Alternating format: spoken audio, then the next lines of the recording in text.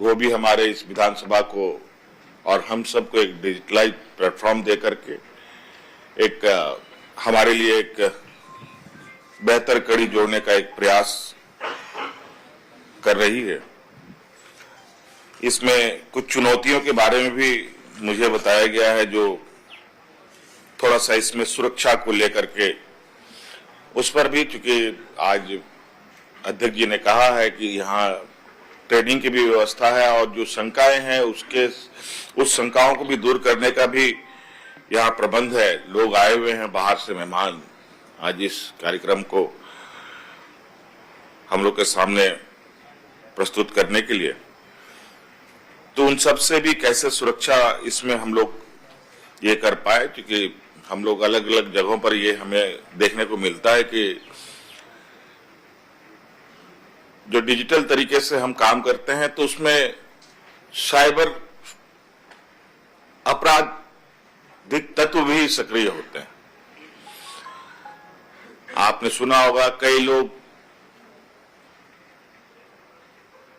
बैंकों में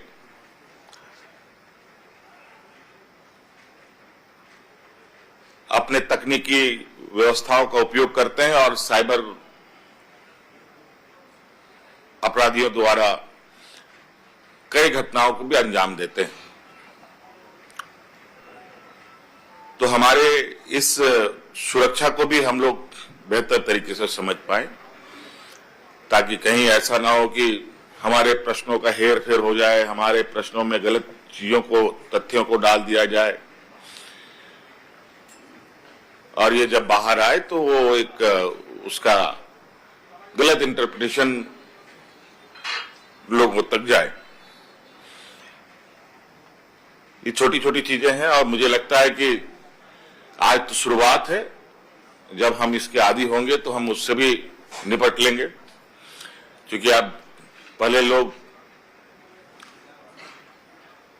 जो छोटे छोटे मोबाइल थे उन सब का उपयोग करते थे, आज के दिन में भी बहुत सारे लोग करते हैं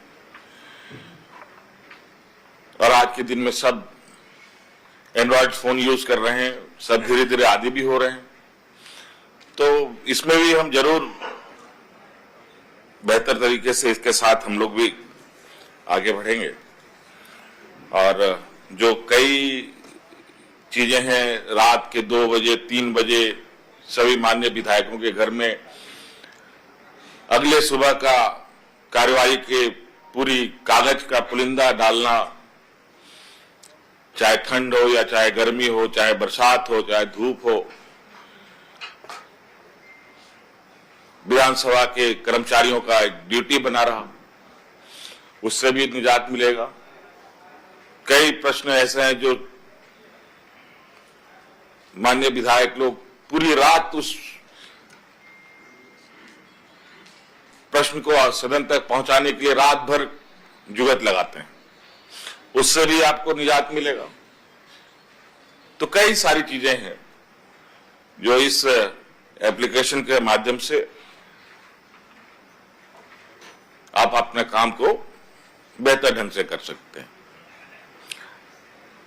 तो इसमें विशेष अभी हम लोग भी देखेंगे चीजों को। तो आप सब लोगों को आज के इस कार्यक्रम में उपस्थित होने के लिए पुनः मेरी ओर से बहुत बहुत शुक्रिया। अपनी बातों को यहीं समाप्त करता हूं। धन्यवाद। जोहार।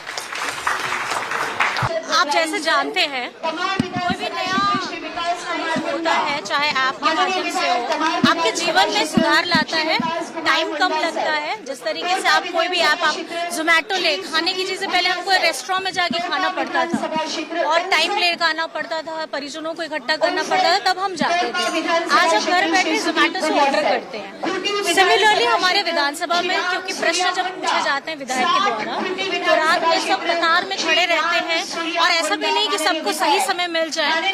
वो सुबह का समय हो जाता है, 2 बज जाता है, 4 बज जाता है, फिर सुबह आकर के फिर अपने प्रश्नों को देना पड़ता है। तो आप ये समझिए कि विधायक के ऊपर में भी बहुत शारीरिक तौर पे बहुत तकलीफ भी होती है और विधानसभा में भी जो कार्यरत हैं, जिनको वो ड्यूटीज दी जाती है, उनको भी तकलीफ होती है। तो कहीं ना कहीं ये सराहनीय कदम है और मैं बहुत अध्यक्ष जी को बहुत धन्यवाद करना चाहूंगी, मुख्यमंत्री जी को धन्यवाद करना चाहूंगी, नेवा की टीम को धन्यवाद करना चाहूंगी, क्योंकि हम लोगों के लिए भी, सभी विधायकों के लिए भी ये बहुत हर्ष की बात है।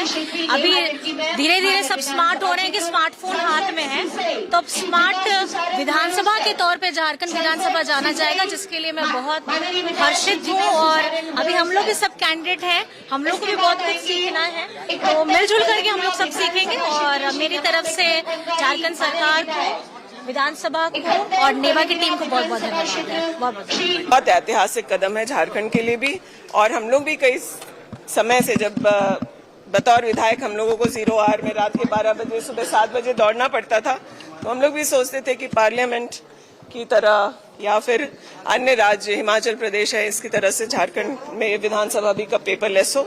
मैं बधाई देना चाहती हूँ स्पीकर महोदय को कि उन्होंने इतना बड़ा कदम लिया, और इससे माननीय लोगों को काम करने में और सुविधा होगी। बजट सेशन शुरू हो रहा है, बहुत महत्वपूर्ण है, बहुत अहम है। और जैसे महागठबंधन की सरकार पिछले अपने कार्यकाल में भी, और अब पिछले साल भी और इस साल भी फिर जनता की उम्मीदों के अनुरूप बजट देगी।